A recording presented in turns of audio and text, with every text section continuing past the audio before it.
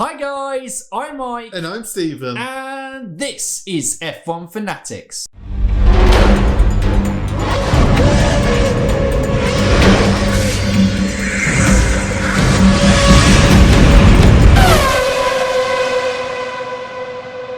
So before we start today's podcast and go into the normal part of the show, obviously there was the very sad news at the weekend that at 97 years old, Murray Walker passed away.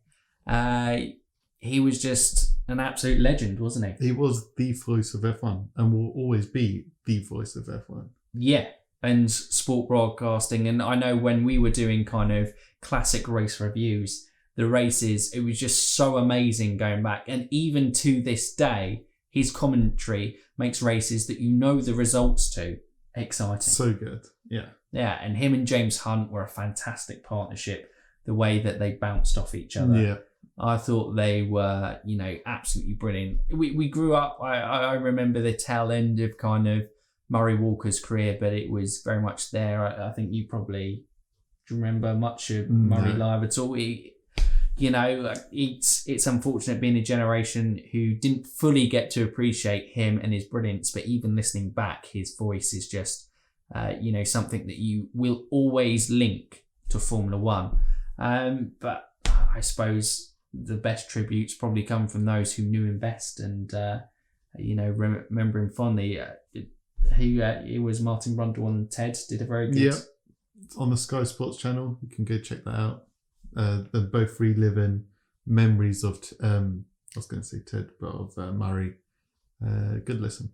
Yeah, certainly. So obviously thoughts are with Murray's family at this time. But yeah, absolute. The word legend is never more fitting for someone like Murray Walker. And yeah, voice of F1, but just sports broadcasting in general. Just kind of iconic. So sad to lose Murray Walker, but what an absolute legend he was.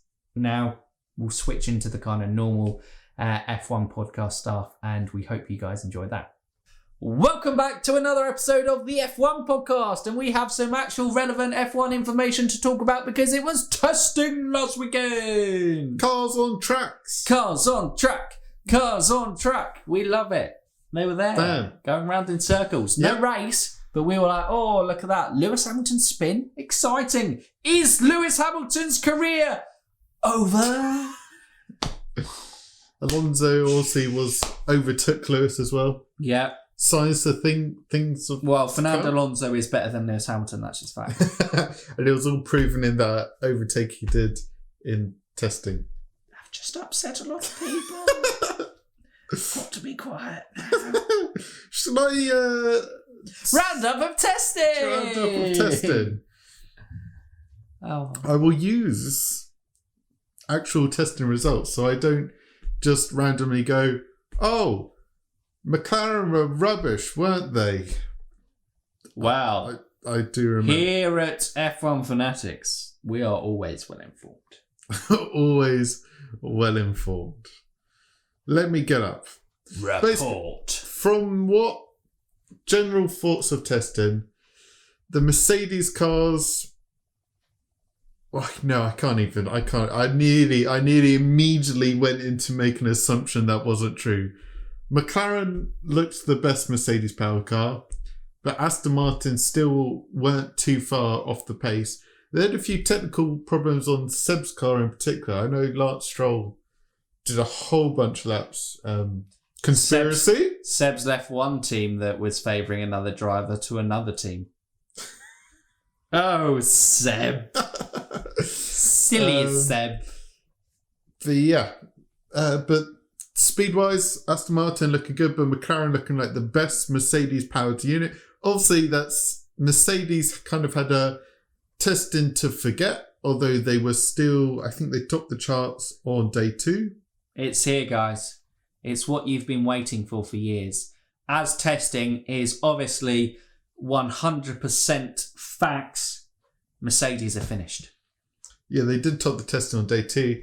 But they had lots of reliability issues. Obviously, Lewis spun, which is just a sight you don't see when he was beached on the gravel. You don't see Lewis Hamilton walking away.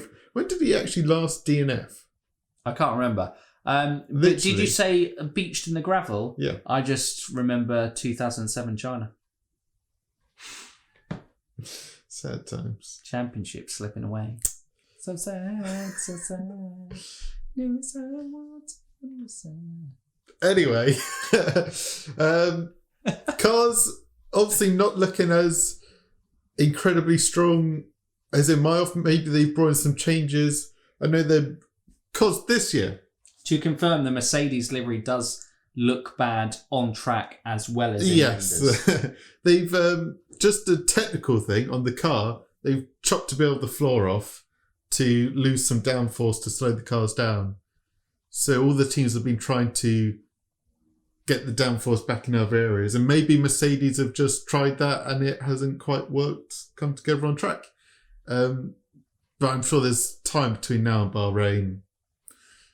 They may sort it out, or they may struggle at the start of the season. Probably They may not. do. Let's add some drama. Mercedes are over. They're done. They're finished. Forget about day 2 of testing. Let's Seven-time champions in a row. They're rubbish. They can never overcome anything that's put in their path. They've had it easy for the last 7 years, and the first time that they've put a challenge in front of them, they're rubbish. Toto Wolff, sack him. Lewis Hamilton, overrated. Valtteri Bottas, a poor, poor man. Okay. Is that too far? No, I think that's an adequate amount Was of that drama. enough That was of good drama? drama. Mercedes will do well in Bahrain. But the champions of testing, Okay. Red Bull. Red Bull. I don't know where I was about to. I've got my way to Red Bull. Max top charts on day 1 and day 3. I look. I'm just. You told me that you were going to give the facts. You've had your phone up here, and then now you're spouting speculative nonsense. Look, let me confirm my I believe greatness. it's day 1 and day 3. Your greatness? Are you great? Bam! I nailed it. I nailed it. I nailed it. Should have owned it then. And then obviously Yuki nearly topped the charts on day 3. But he came second. So Honda's farewell, even though it'll probably be very similar engine next year because it's basically the same team, just under a different name. Their farewell season could do very well. Red Bull looking like they could be challengers for a world championship. What? Is that real? And obviously, you know who didn't have issues in testing? Checo Perez. Checo. So I Solid. guess the second guy. How far? Let's not get into that. Are you worried? He had a very solid testing, doing lots of good work for the team. We'll leave Checo at that. We won't make any sweeping statements just of yet. That an experienced driver would potentially do well in that. Hi, Tara. You want to talk about? But if you look at the driver lineups, Red Bull have the better driver lineup with Max and Checo than Mercedes with Lewis and Bottas. And will it actually finally come back to bite Mercedes that they haven't backed George a Russell. second top driver to go with Lewis? Okay, no, Bottas is a top driver, but he's the weak link. There is only so much pummeling a top driver can take, being beaten into submission. And although Bottas talks a good game, I think he is mentally broken by Lewis over the past few years. He doesn't walk it. He does not walk the talk. The talk has broken him. So yeah, they could come to regret not moving George into that Mercedes. To whom it may concern, I'm scared for Bottas. Because if you have Lewis and George, then it's a much better driver lineup. Well, okay, it's a better driver lineup than Red Bull with Checo and Max. Yes. But yeah, could Red Bull challenge for the title after being winter testing champions? Hype. I don't believe it. No. In my gut, it's Lewis Hamilton, 8-time champion, and Mercedes 8 times in a row. I can see Lewis being world champion. I can see there more chance of Red Bull nicking constructors than Max nicking their drivers. That would still be a big improvement. Yeah. I can see that more than the drivers. Because Wow. Lewis And that's 2 cars. Not 1. Well, you can beat Boris all day. Get in the bin. That bin's open and Bottas is in. Bottas bin. Oh, rude. There's Bottas fans out there. I just made them cry putting him in the bin. I was going to say, thinking about the rookies, obviously I mentioned Yuki did very well at Honda, but the other rookies in a Haas with Mick and Mazepin, Haas car was just a bit meh. They're going to be probably quite very awful this year.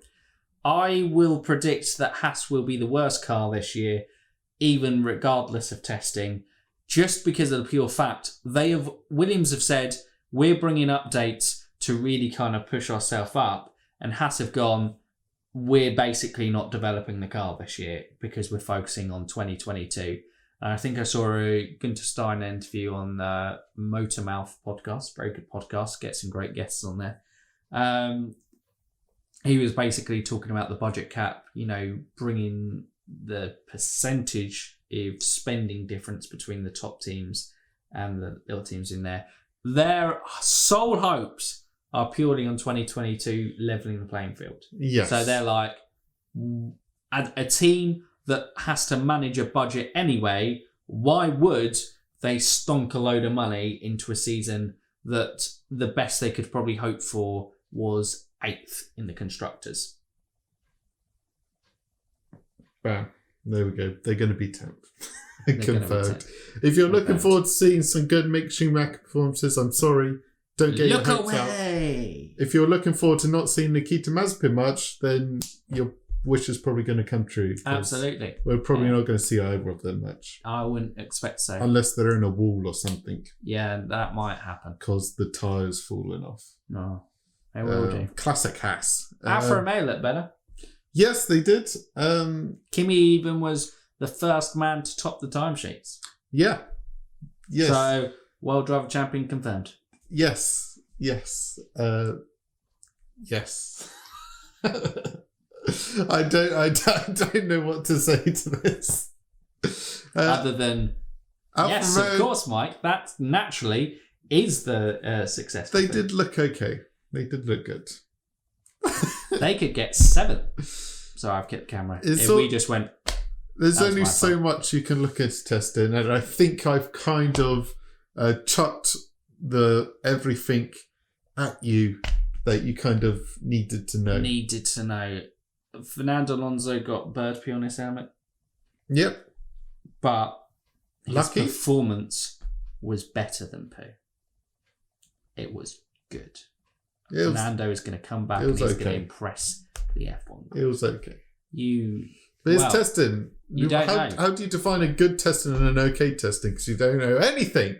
Don't know what programs they're running. You're not privy to all the data they're doing. You don't know what simulations they're running. That's all kept private. So essentially, all you should take from testing is it's nice to see cars on track again. Yes. That is essentially all you can categorically, confidently take from it. Yes. So we probably should just leave it at that. Yep. Which means it is time for another Jonty's question on the podcast. There have been, I know Tags on our kind of Twitch streams has been putting some good questions forward. So I think throughout the season we will also answer other people's questions when we go from there, like rating who's the best helmets of the season. So we'll probably go through more comprehensively, but what I will say is that Lance Stroll's is top. It does look nice, doesn't it? And Sebastian Vettel has, a good thing to become a partner with BWT and a brand ambassador, but his helmet now looks terrible. He has one of the best looking helmets. I feel like he should have fully committed to the pink. Oh my god! Just gone full pink, and then actually, no, that wouldn't have actually been that bad. I think it would have been better than the kind of white half pathetic pink. That wouldn't have actually been too bad, because then you'd also instantly recognise it as well. Yeah, absolutely. So I feel like they got it wrong, and it's rare that Sebastian Vettel gets a helmet design wrong. But he got this one wrong. Wow. But his teammate, Lance Stroll, green of Aston. Oh, That's beautiful. He's just full Aston Martin. That is beautiful. The wings are... What a stunner. What a stunner. Whoever's the designer of that, magnifico. It was Lance himself. Was it? He drew it. Wow, incredible. He didn't. I don't want to take a lot of credit is due to the design. I don't want to take Lance it away Stroll, from a frustrated artist. It was always his dream, and then Lawrence was like, "No, you're driving cars. Get in the car, Lance." But right, Jonty's question. Sorry, I was letting you rant away, and I just stopped listening to you. Sorry, I shouldn't really. I should have carried on my rant. At F1 Fanatics, actually, I always get my Twitter handle right. At Fanatics_F1, my Twitter handle. At F1 Fanatics Steve. My Twitter handle. I have a tough but good question to debate. Which tracks were the best replacements and which were the worst? E.g., Brands Hatch to Silverstone. Probably best. Two great tracks. Two great tracks. I know, but Brands Hatch wouldn't have been able to cope with modern F1. Silverstone is a much more adaptable track for modern F1. If you went modern F1 cars around Brands Hatch, it would be a procession. Yeah, maybe. It's too narrow. Indy cars would be great there, but F1 no. True. Okay. So that's a great one.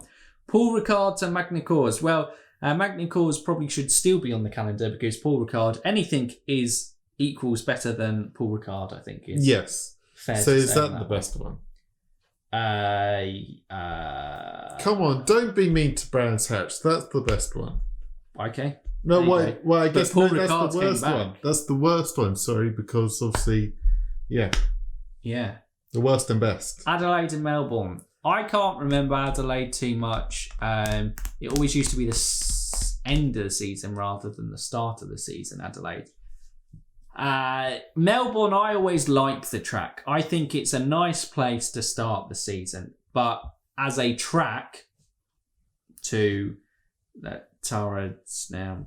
She may be on camera. You right, Tara? You on camera? She's doing all right. She wants to be a celebrity now. Yeah. I think as a venue it's great, but I feel like Adelaide was better as a track. Yeah. But I don't know if it's actually one of those tracks that wouldn't be better now. I'm trying to think. I feel like it was narrower so that in modern F1 it probably wouldn't have been that good.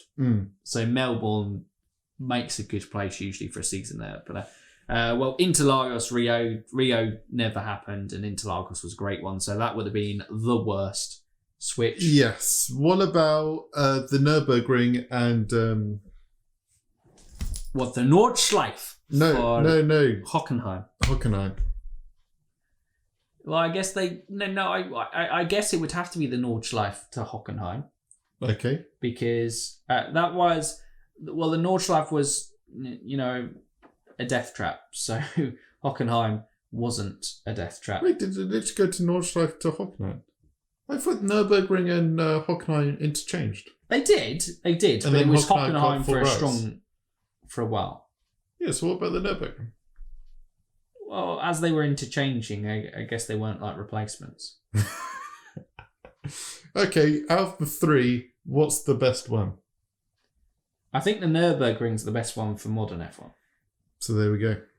They made a mistake going to the Nordschleife or the Hockenheim. Well, the Nordschleife people died. Yes. So yes. It was a fantastic driver skill, but it was far too dangerous for Formula One cars. Yeah. So it needed to be replaced. What about Valencia and Catalonia? I know Valencia was the European thing, but if you're only picking one Spanish track. What about Catalonia to Jerez? I can't really remember Jerez. Neither can I. Why did you bring it up? Because to embarrass us. Catalonia is a MotoGP track.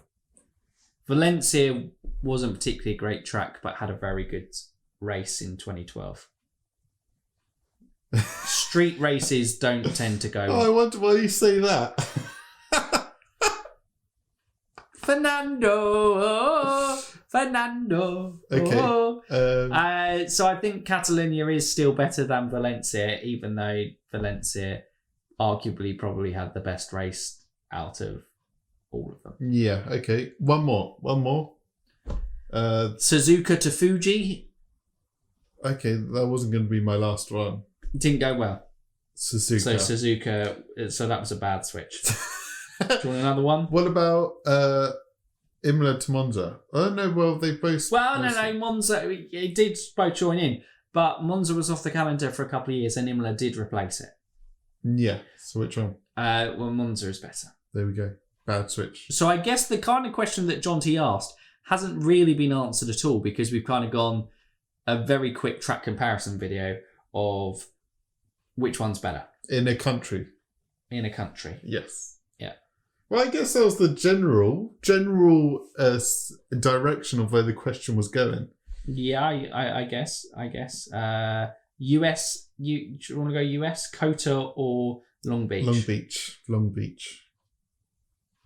Yeah, Long Beach. That's a great track. Yeah. It's stunning. Stunning there. Kota is nice though. I think it's better for modern. My catchphrase for this question. I think it's better for modern F1 because the cars are too damn big. This will be. They can't build the floor. This will be a better. Yeah, this will be a better question when 2022 rolls around. Yeah, because I think those cars will drive better on traditional tracks. Yeah. Yes. That's all. I haven't got any more comparisons come to my head. No, that's it. We finishing there? Nope. Yes. Yes, done. Canada, Montreal, or Toronto Street Circuit. How about fun I've actually raced at the Toronto Street Circuit? I don't think so. But it would be Montreal. Why bring it up? It's over. Montreal or the Seine Speedway? I don't know what the Split Centre Speedway is. Well, it's the crash that Rick Mears had in 1984. Why would you bring that into this? Well, I'm thinking just leave Canada. Leave Canada? Leave Canada. Canada left alone? Get out of Canada before you get trapped. Get out of Canada. China, Shanghai, or is that the only Chinese Grand Prix we've had? Oh, brilliant. Oh, unbelievable. Korea. What about the Bahrain Grand Prix or the Sakhir Grand Prix? Oh, that's a good one. Bahrain. Although Sakhir's never actually replaced Bahrain. Could have done. No, I'll go Sakhir. Just go variety. Well, okay, yeah, fair enough. Bahrain's a better track. Bahrain is the better track. It's one of the best tracks on the calendar. But I'll go sacrifice it for diversity.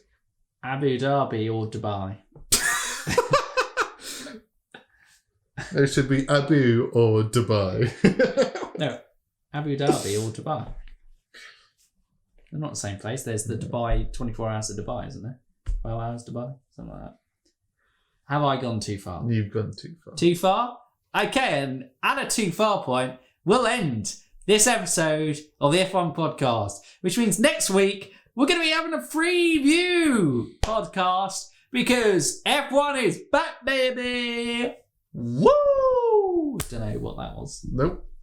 But we'll go for it. It's Annoy Tara. She's gone. She's like, I cannot deal with that. But if you're new around here, haven't done so already, and you like what we do here on F1 Fanatics, you can like, subscribe, and ding that bell. Ding it! So for now, you F1 fans, keep racing!